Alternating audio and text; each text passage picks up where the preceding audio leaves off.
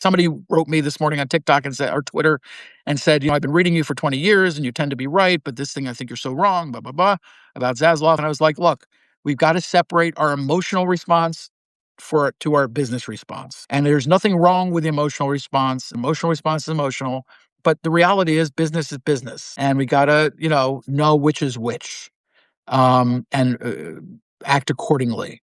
David Zaslav is an emotional crutch in this business for the last 5 years, and a punchline. And it doesn't mean he won, and it doesn't mean he's great. It doesn't mean he deserves $800 million for, keeping basically he's getting paid $800 million because they're selling Warner Brothers Discovery for pretty much what it was sold, what AT&T bought it for 10 years ago, whatever it was. So, if 10 years, if it's a flat number, that's not a win, but it's also not a massive loss.